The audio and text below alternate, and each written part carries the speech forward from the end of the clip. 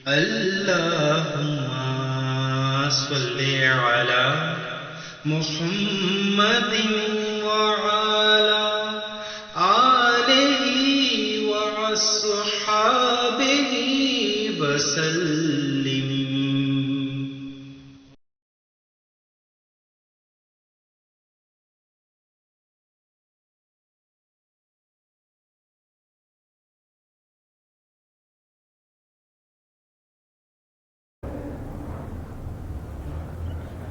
الحمد لله نحمده ونستعينه ونستغفره ونؤمن به ونتوكل عليه ونعوذ بالله من شرور أنفسنا ومن سيئات أعمالنا.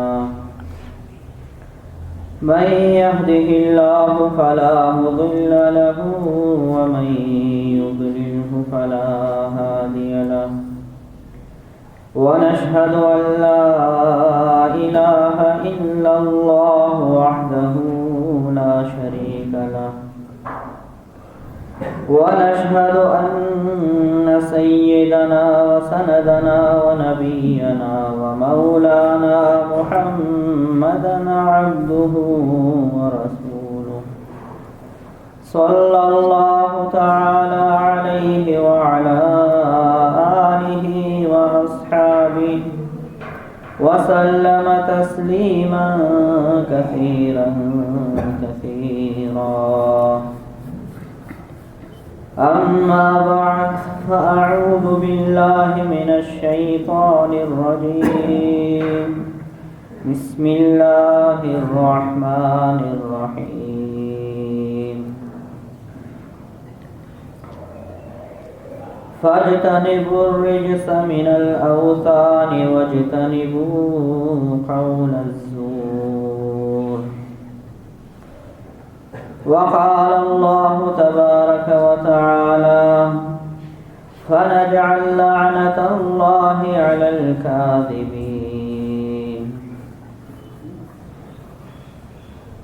وعن سفيان بن أسد الحضرمي رضي الله تعالى عنه قال سمعت رسول الله صلى الله عليه وسلم يقول كبرت خيانة أن تحدث أخاك حديثا وهو لك به مصدق وأنت به كاذب أو كما قال عليه السلام.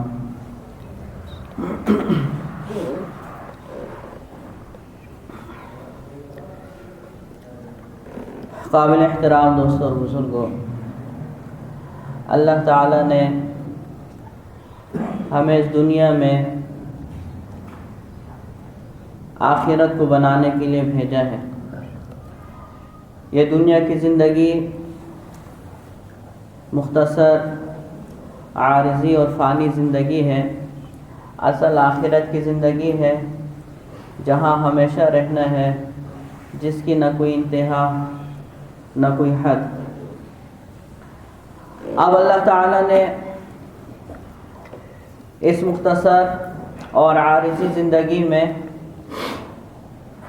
ہمیں آخرت کو بنانے کے لیے احکامات دیے. ان احکامات کو جب اختیار کریں گے اور اللہ تعالیٰ کی مرضی کے مطابق، حضور صلی اللہ علیہ وآلہ وسلم کے طریقوں کے مطابق زندگی گزاریں گے تو اللہ تعالیٰ نہ صرف یہ کہ آخرت کی زندگی ہماری بنائیں گے بلکہ دنیا کی زندگی بھی اللہ تعالیٰ بنائیں گے اور آخرت کی زندگی بھی. اور اگر اپنی مرضی کریں گے، احکامات کو چھوڑ کے زندگی گزاریں گے، من چاہی والی زندگی گزاریں گے تو نہ صرف یہ کہ آخرت کی زندگی خراب ہوگی بلکہ دنیا میں بھی پریشانی اور بے سکونی، بے اطمینانی والی زندگی ہوگی اور دنیا میں بھی پریشان ہوں گے، دنیا کی بھی ناکامی اور آخرت کی بھی ناکامی. اللہ تعالیٰ کے جتنے بھی احکامات ہیں، اللہ تعالیٰ کی کوئی غرض ان احکامات سے متعلق نہیں ہے، صرف اللہ تعالیٰ یہ چاہتے ہیں کہ میرے یہ بندے کامیاب ہو جائیں۔ ان اللہ لغنی عن العالمین، اللہ تعالیٰ کی ذات بے پرواہ ہے، بے نیاز ذات ہے، اللہ تعالیٰ کو کسی کی کوئی ضرورت ہی نہیں ہے۔ اللہ الصمد، اللہ کی ذات کسی کے محتاج نہیں ہے، سارے اللہ کے محتاج ہیں، اللہ کسی کا محتاج نہیں ہے۔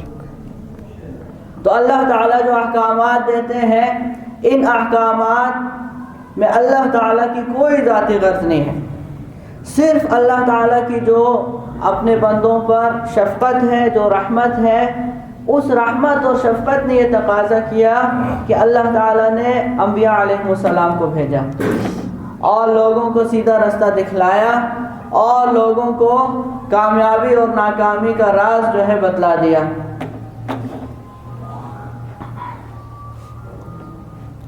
پھر بعض اعمال ایسے ہیں کہ ان کو پورے دین پر عمل کرنے میں آسانی کے لیے بڑا دخل ہے، اور بعض گناہ ایسے ہیں کہ ان سے اگر بچا جائے تو انسان سارے ہی گناہوں سے بچ جاتا ہے۔ اب اعمال میں سے مثلا نماز ہے کہ اگر کوئی شخص نماز کا پابند ہو گیا تو پورے دین پر عمل کرنے اس کے لیے آسان ہو جاتا ہے، اور جو شخص نماز سے کٹ گیا، مسجد سے کٹ گیا، پورے دین سے جو ہے یہ دور ہو جائے گا۔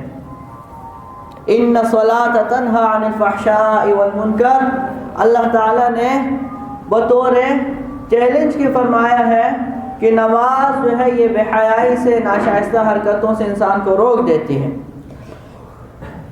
اور حدیث پاک میں اس کو عماد الدین فرمایا، دین کا ستون، کہ جس نے نماز کو قائم کیا اس نے اپنے دین کو قائم کیا، اور جس نے نماز کو منہدم کر دیا اس نے اپنے دین کو گرا دیا، دین کی عمارت اس کی گر گئی۔ اسی طرح بعض گناہ ایسے ہیں کہ ان گناہوں سے اگر بچا جائے اور ان گناہوں کو چھوڑا جائے، ان گناہوں کو ترک کیا جائے تو باقی گناہوں سے بچنا آسان ہو جاتا ہے۔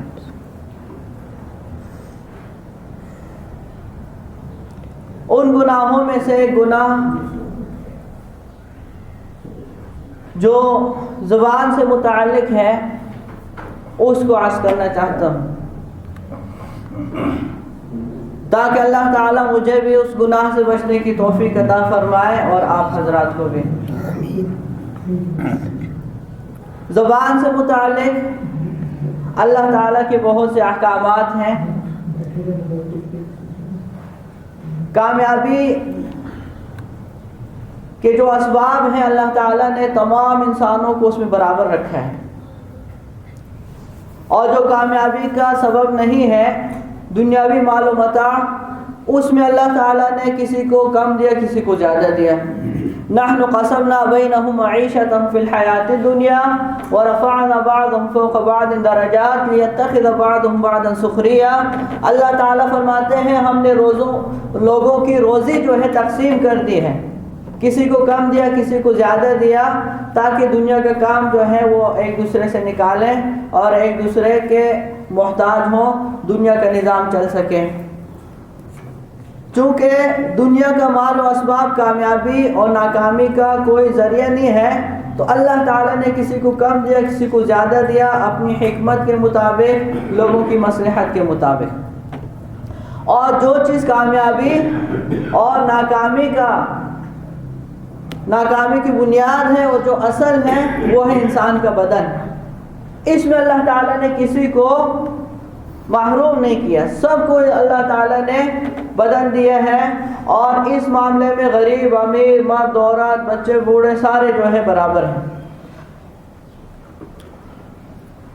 کامیابی اور ناکامی کا مدار انسان کے بدن سے نکلنے والے اعمال ہیں۔ اگر عمل اللہ تعالیٰ کی مرضی کے مطابق نکل رہا ہے، ادا ہو رہا ہے، تب تو یہ کامیاب ہے، اور اگر انسان کے نکلنے والے اعمال جو ہے بدن سے اللہ تعالیٰ کی مرضی کے خلاف ہیں تو یہ ناکام ہے۔ اب بدن میں آنکھیں بھی ہیں، آنکھوں سے متعلق الگ احکامات ہیں، کیا دیکھنا کیا نہیں دیکھنا۔ کان ہے، کان سے متعلق الگ احکامات ہیں۔ دماغ ہے، دماغ کے بارے میں بھی احکامات ہیں۔ ہاتھ پاؤں کے بارے میں بھی ہے، دل کے بارے میں بھی ہے۔ ان السمع والبصر والفؤاد کل اولئک کان عنہ مسئولا، اللہ تعالیٰ نے فرمایا ہے ان تمام چیزوں کے بارے میں پوچھ ہوگی۔ ان السمع والبصر والفؤاد، کانوں کے بارے میں بھی، آنکھوں کے بارے میں بھی، دل و دماغ کے بارے میں بھی پوچھا جائے گا کہ تم نے کیسے جو ہے ان کو استعمال کیا۔ لیکن تمام اعضاء میں جو زبان ہے اس کا بنیادی کردار ہے۔ اسی لیے ایک حدیث پاک میں آتا ہے کہ جب صبح کو انسان اٹھتا ہے تو باقی اعضاء جو ہے زبان کے سامنے ہاتھ جوڑتے ہیں۔ یہ ایک تمثیل ہے، ایک مثال ہے، اور زبان کو کہتے ہیں کہ دیکھ اگر تو صحیح رہی تو ہم بھی صحیح رہیں گے، اگر تو ٹیڑھی ہو گئی تو پھر ہم سب بھی ٹیڑھے ہو جائیں گے، اللہ کے لیے صحیح چلنا۔ یہ حدیث پاک کا مفہوم ہے۔ زبان اگر صحیح ہو گئی اور زبان قابو میں آ گئی، زبان کو جو ہے اللہ تعالیٰ کی مرضی کے مطابق کسی نے استعمال کرنا شروع کر دیا، اس کے اعمال خود بخود صحیح ہو جائیں گے۔ اور اگر زبان خراب ہو گئی تو اس کے اعمال خود بخود جو ہے خراب ہو جائیں گے، اور یہ بہت جو ہے آگے نکل جائے گا گناہوں میں۔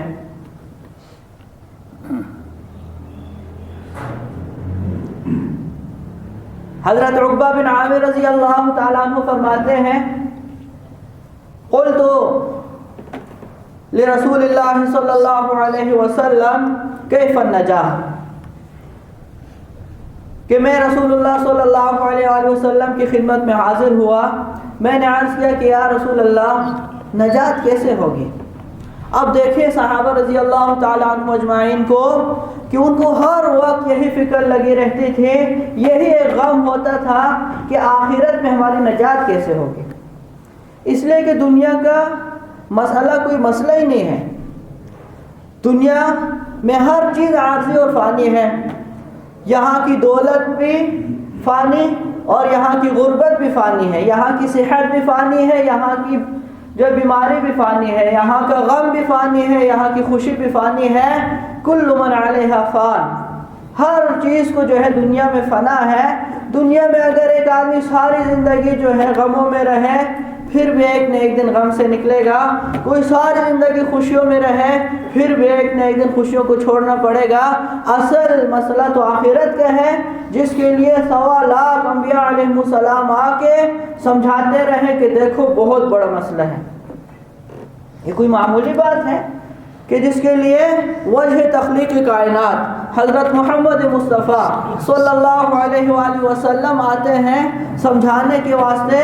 انی انا النذیر العریان، میں تمہیں صاف صاف ڈرانے والا ہوں، یہ حضور علیہ السلام کے الفاظ۔ تو یہ کوئی معمولی مسئلہ ہے جس کو ہم نے اتنا معمولی سمجھ لیا ہے، یہ کہہ کے ٹال دیتے ہیں اللہ غفور الرحیم، کوئی عمل نہیں، اللہ غفور الرحیم ہے، مذاق اڑا رہے ہیں، اللہ غفور الرحیم ہے۔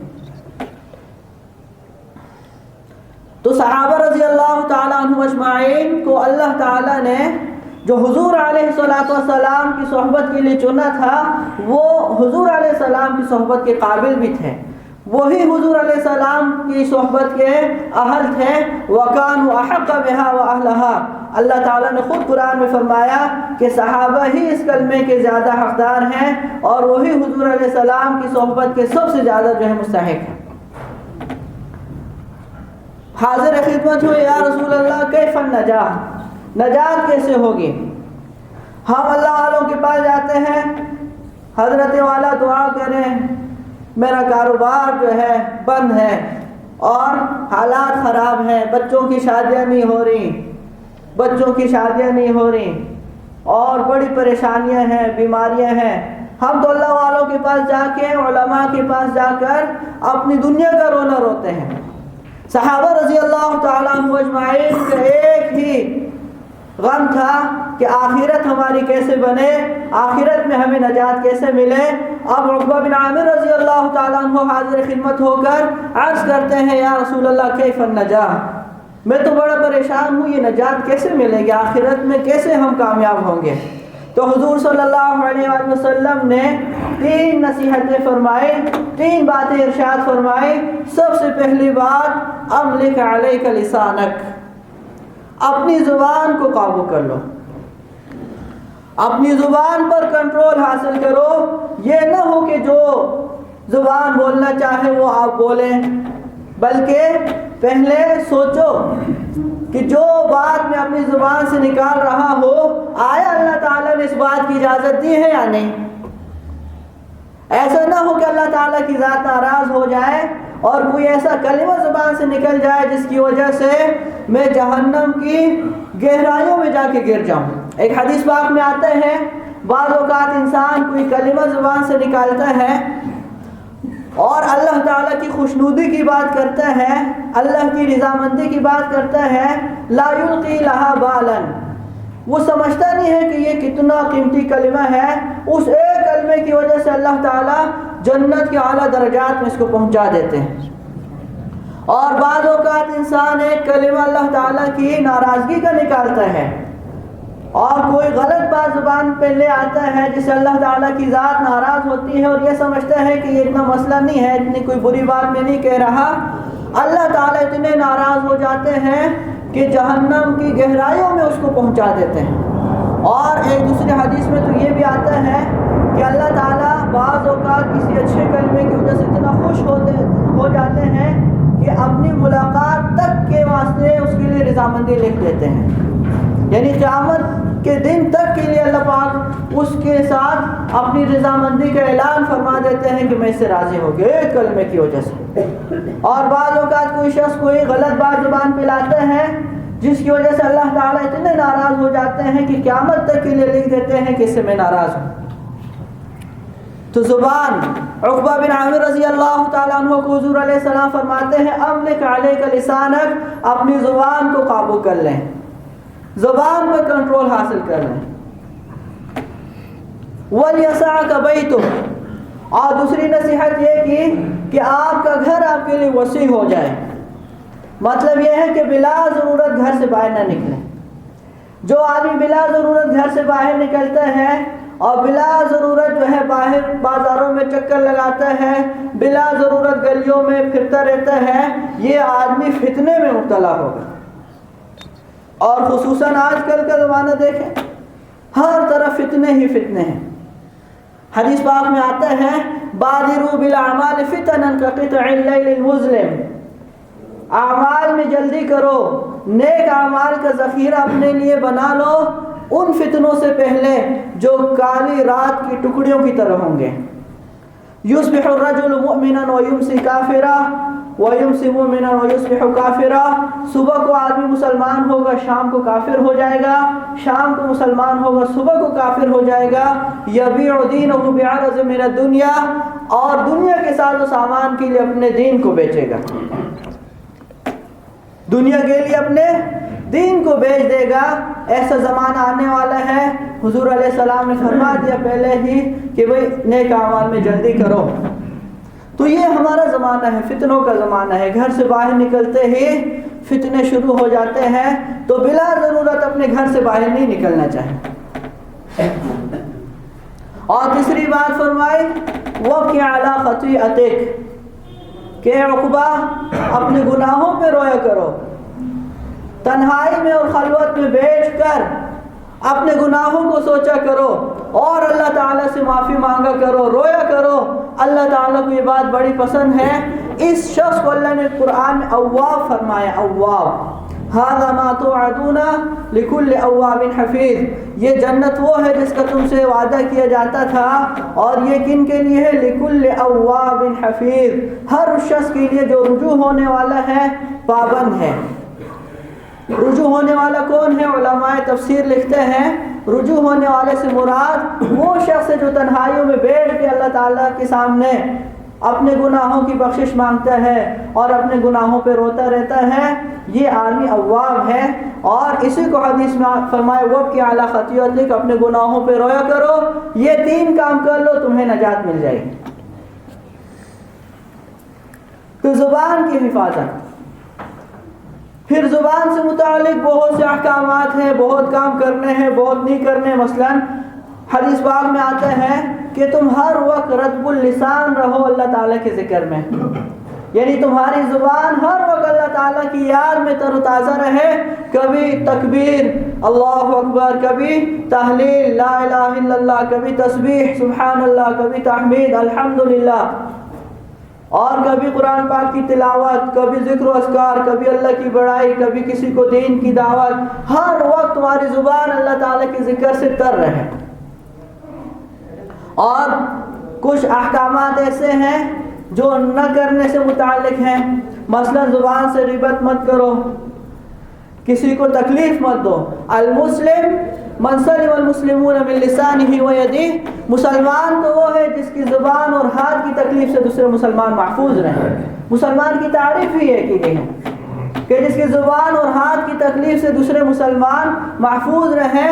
تو پتہ چلا جس طرح ہاتھ سے لوگوں کو ہم تکلیف دیتے ہیں یا دے سکتے ہیں، اسی طرح زبان سے بھی جو ہے تکلیف دی جاتی ہے، بلکہ زبان کو مقدم کر کے اس بات کی طرف اشارہ کیا کہ زبان کی تکلیف ہاتھ پاؤں کی تکلیف سے بھی زیادہ سخت ہے، اس لیے کہ ہاتھ پاؤں کی تکلیف تو ہم اس شخص کو پہنچا سکتے ہیں جو ہمارے قریب ہو، اور زبان کی تکلیف ہم اس شخص کو بھی پہنچا سکتے ہیں جو دوسرے ملک میں ہے، اس کو بھی ہم زبان سے تکلیف دے سکتے ہیں،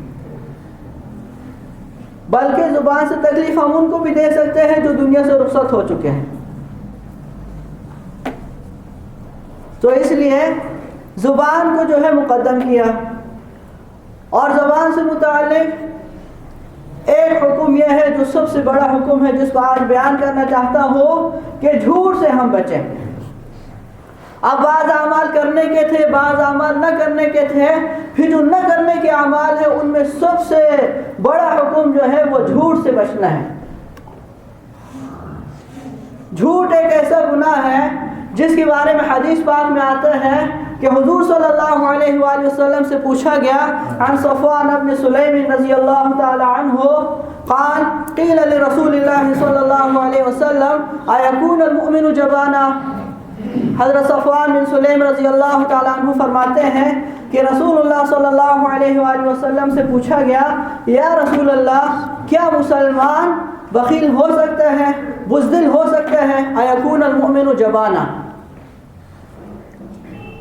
تو حضور صلی اللہ علیہ وآلہ وسلم نے فرمایا نعم، کہ ہاں مسلمان جو کہ اللہ تعالیٰ کو ایک مانتا ہے، حضور صلی اللہ علیہ وآلہ وسلم کے رسالت کے اقرار کرتا ہے، قبر حشر جنت جہنم کو مانتا ہے، لا الہ الا اللہ محمد رسول اللہ کا پڑھنے والا ہے، وہ بخیل، وہ بزدل ہو سکتا ہے۔ پھر پوچھا گیا ایکون المؤمن بخیلا، کیا مسلمان بخیل بھی ہو سکتا ہے، کنجوس بھی ہو سکتا ہے؟ قال نعم۔ تو حضور علیہ السلام نے فرمایا کہ ہاں مسلمان بخیل بھی ہو سکتا ہے۔ پھر پوچھا گیا ایکون المؤمن کذابا، کیا آپ کا نام لیوا مسلمان جھوٹا بھی ہو سکتا ہے؟ تو حضور علیہ السلام نے فرمایا لا، مسلمان جھوٹ نہیں بول سکتا۔ جس زبان سے وہ لا الہ الا اللہ پڑھتا ہے، جس زبان سے وہ محمد رسول اللہ کہتا ہے، جس زبان سے وہ یہ کہتا ہے کہ اللہ تعالیٰ کی ذات حاضر و ناظر ہے، جس زبان سے وہ یہ کہتا ہے کہ اللہ میرے ساتھ ہے، جس زبان سے وہ یہ کہتا ہے کہ اللہ نے قرآن میں فرمایا ہے ما یلفظ من قول الا لدیہ رقیب عتید، کوئی بھی بات ایسی نہیں ہے جو شخص زبان سے نکالے اور ایک نگران فرشتہ اس کو لکھنے والا تیار نہ ہو، ایسا شخص کبھی جھوٹا نہیں ہو سکتا۔ اور دوسری حدیث پاک میں آتا ہے یتبع المؤمن علی الخلال كلها الا الخیانۃ والکذب، مسلمان میں تمام بری خصلتیں ہو سکتی ہیں لیکن خیانت، بددیانتی اور جھوٹ، یہ دو خصلتیں ایسی ہیں جو کسی مسلمان میں نہیں ہو سکتی۔ اور اصل بات یہ ہے کہ جھوٹ بھی اصل میں خیانت ہے۔ ایک دوسری حدیث پاک میں آتا ہے عن سفيان بن أسد الحضرمي رضي الله تعالى عنه قال سمعت رسول الله صلى الله عليه وآله وسلم يقول كبرت خيانة أن تحدث أخاك حديثا وهو لك به مصدق وأنت به كاذب أو كما قال عليه السلام. حضرت سفیان بن اسد حضرمی رضی اللہ تعالیٰ عنہ فرماتے ہیں کہ میں نے رسول اللہ صلی اللہ علیہ وآلہ وسلم کے فرماتے ہوئے سنا کہ سب سے بڑی خیانت یہ ہے، کبرت خیانتاً، سب سے بڑی خیانت یہ ہے ان تحدث اخاک حدیثا، کہ تو اپنے بھائی سے کوئی بات کرے، وہو لک بہ مصدق، اور تیرا بھائی تجھے سچا سمجھ کے وہ بات غور سے سنے، وانت بہ کاذب، جبکہ تو اس بات میں جھوٹا ہو. یہ بڑی خیانت کی بات ہے، بلکہ کبرت خیانتاً، سب سے بڑی خیانت یہ ہے. ہم لوگ تو جھوٹ کو آج ایک ہنر سمجھتے ہیں. جو جتنا بڑا جھوٹا ہوگا اس کو اتنا بڑا چالاک کہیں گے، اور جو جتنا بڑا خائن ہوگا اس کو اتنا بڑا جو ہے ہنر والا کہیں گے کہ اپنے کام جو ہے وہ منٹوں میں نکالتا ہے اور لوگوں کو جو ہے اپنی چرب لسانی سے جو ہے مسکا لگا لیتا ہے، اور اس کو کوئی جو ہے نہیں پھنسا سکتا، کہیں پھنستا وہ نہیں ہے. ہم سمجھتے ہیں یہ جو ہے بہت بڑا ہنر ہے اس کے پاس، حالانکہ وہ سب سے بڑا جھوٹا، سب سے بڑا خائن، سب سے بڑا کذاب ہوتا ہے. اور آخری درجہ یہ ہے کسی گناہ کا کہ گناہ کو جو ہے گناہ سمجھا جائے. اگر گناہ کو حلال سمجھ لیا گیا، گناہ کو جائز سمجھ لیا گیا، تو پھر یہ آدمی جو ہے ایمان سے بھی نکل جاتا ہے. آخری درجہ یہ ہے کہ گناہ چھوڑ نہیں سکتے تو ہم گناہ کو گناہ سمجھ کے کریں، تاکہ کبھی نہ کبھی اللہ تعالیٰ جو ہے ہمیں توبہ کی توفیق دے دیں. اگر خدا نخواستہ کسی گناہ کو جائز سمجھ کے کرنا شروع کر دیا اور جو ہے پھر اپنے لیے دلیل یہ پیش کرنی شروع کر دی کہ کیا کریں، سارے لوگ کر رہے ہیں، اب اس سے بچنا جو ہے وہ مشکل ہو گیا ہے، لہذا اب یہ گناہ نہیں ہے، تو یہ بات بہت خطرے کی ہے. یہ کبھی توبہ بھی نہیں کرے گا.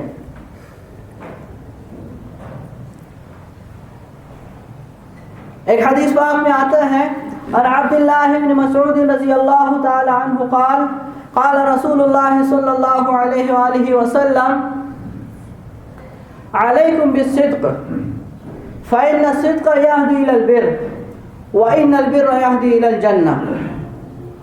حضرت عبداللہ بن مسعود رضی اللہ تعالی عنہ، جن کو حضور علیہ السلام نے فقیہ الامت کا لقب دیا ہے، اور حضور صلی اللہ علیہ وآلہ وسلم کے ساتھ اتنا ان کا تعلق تھا، اتنا آنا جانا تھا کہ حضرت ابو موسیٰ اشعری رضی اللہ تعالیٰ عنہ فرماتے ہیں کہ جب میں شروع میں مسلمان ہوا تو میں کافی عرصے تک یہ سمجھتا رہا کہ عبداللہ بن مسعود رضی اللہ تعالیٰ عنہ اہل بیت میں سے ہیں.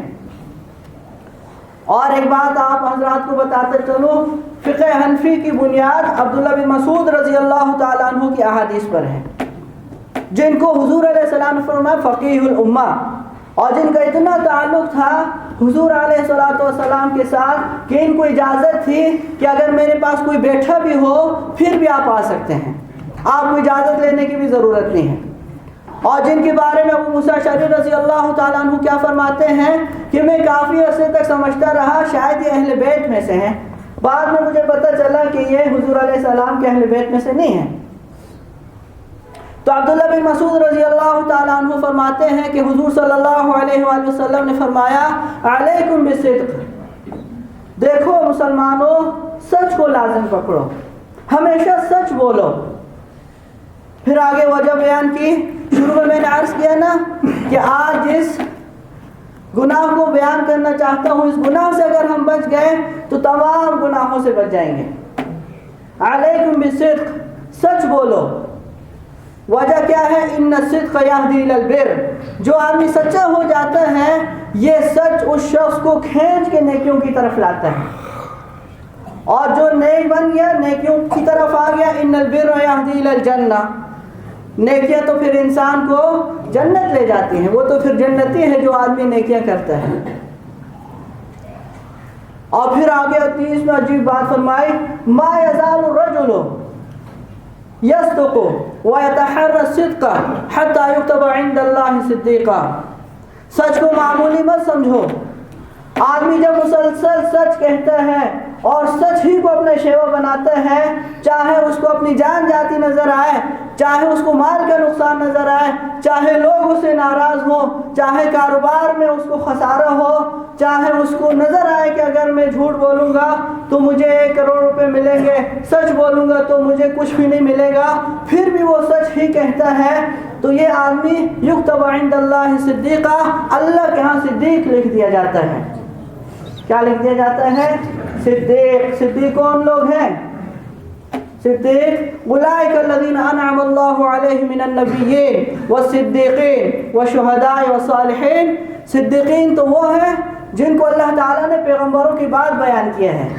सिद्दीक़ीन तो वो हैं जिनका मर्तबा शुहदा से बढ़कर है। सिद्दीक़ीन वो हैं जिनके रास्ते की हम दुआ करते हैं, इहदिनस सिरातल मुस्तकीम सिरातल लज़ीना अनअमता अलैहिम। अल्लाह फरमाते हैं अनअमता अलैहिम कौन है? उलाइका लज़ीना अनअम अल्लाहु अलैहिम मिनन नबिय्यीन वस्सिद्दीक़ीन वशुहदाए वसालिहीन। तो आदमी जब सच बोलता है, सच ही को अपना शेवा बनाता है, तो अल्लाह ताला के यहाँ यह सिद्दीक लिख दिया जाता है।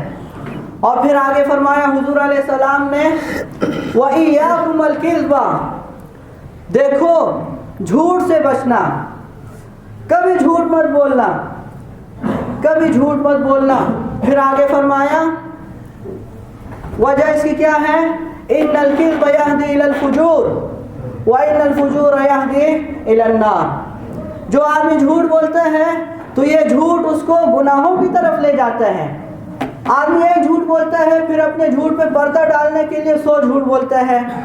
आदमी एक झूठ बोलता है, उस झूठ की वजह से फिर वो और गुनाहों में मुब्तला हो जाता है, और फिर जो शख्स गुनाहों में मुब्तला होगा यहदी इलन नार, तो ये गुनाह उसको जन्नत नहीं ले जाएंगे बल्कि जहन्नम ले जाएंगे। और फिर आगे फरमाया मा यज़ालु रजुलु यकज़िब व यतहर्रल कज़िबा हत्ता युक्तबा इंदल्लाहि कज़्ज़ाबा, कि जो आदमी हमेशा ही झूठ बोलता है और झूठ ही उसका शेवा है, तो ये आदमी अल्लाह ताला के यहाँ झूठा लिख दिया जाता है। लोगों के यहाँ तो ये हुनरमंद समझा जाएगा, लोगों के यहाँ तो उसको बड़ा चालाक कहा जाएगा, और लोग कहेंगे यार वो तो बड़ा तेज आदमी है, वो अपने काम जो है ऐसे मिनटों में निकाल देता है और उसको कोई फंसा नहीं सकता, लोग बड़ी उसकी तारीफ करेंगे। लेकिन युक्तबा इंदल्लाहि कज़्ज़ाबा, अल्लाह ताला के यहाँ उसको झूठा लिख दिया जाता है कि ये झूठा है। और झूठों के बारे में अल्लाह ताला ने कुरान में फरमाया है फनजअल लानतल्लाहि अलल काज़िबीन, कि झूठों पे हमारी लानत है। तो अल्लाह की लानत और एक तरफ अल्लाह की रहमत। अब अकल का तकाजा ये है कि अल्लाह ताला की रहमत को लिया जाए, इसलिए कि अल्लाह ताला की रहमत जिसकी तरफ मुतवज्जे होगी उसका बेड़ा पार है, और जिस पर अल्लाह ताला की लानत उतर गई वो फिर शैतान का साथी है, इसलिए कि शैतान को अल्लाह ने फरमाया इन्ना अलैका लानत इला यौमिद्दीन, तुझ पर मेरी लानत है क़यामत तक के लिए।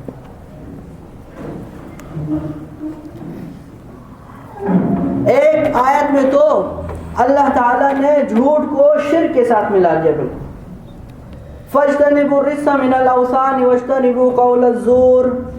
अल्लाह ताला फरमाते हैं देखो मुसलमानों, फज्तनिबु रिस्सा मिनल औसान, बुतों की गंदगी से बचो, शिर्क से बचो, और फिर साथ ही फरमा दिया वज्तनिबु कौल ज़ूर, झूठ से भी बचो।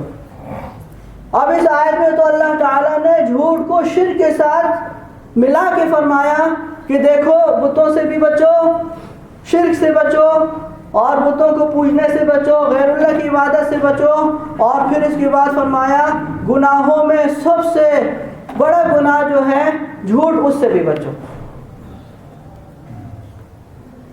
तो अल्लाह ताला जो है हमें सच बोलने की तौफीक अता फरमाए। एक हदीस पाक में तो यहाँ तक आया है कि मुनाफिक की अलामत यह है कि हमेशा झूठ बोलता है। आयतुल मुनाफिक सलास, 3 निशानियाँ हैं। इज़ा वादा अखलफा, जब भी वादा करेगा उसके खिलाफ करेगा, वादा खिलाफी, जबकि जायज़ काम हो, नाजायज़ काम का अगर किसी ने वादा किया है तो उसको पूरा करना ज़रूरी नहीं है। جائز کام ہے اس کو وعدہ کیا پھر اس کو پورا کرنا، یہ مسلمان کی شان ہے۔ اذا وعد اخلف واذا اؤتمن خان۔ سب سے پہلی بات اذا حدث کذب ہے کہ جب بھی بولتا ہے تو جھوٹ بولتا ہے، یہ منافق کی علامت ہے، جب بھی بات کرتا ہے تو جھوٹ بولتا ہے۔ پھر دوسرے نمبر پر ہے وَإِذَا وَعَدَ أَخْلَفَ، اور تیسرے نمبر پر ہے وَإِذَا اؤتمن خان، جب بھی اس پر اعتماد کر کے کوئی کام اس کے حوالے کیا جاتا ہے تو اس میں خیانت کرتا ہے۔ تو اللہ تعالیٰ ان باتوں پہ عمل کرنے کی توفیق عطا فرمائے، اور اللہ تعالیٰ ہمیں ہمیشہ جو ہے سچ بولنے کی توفیق عطا فرمائے۔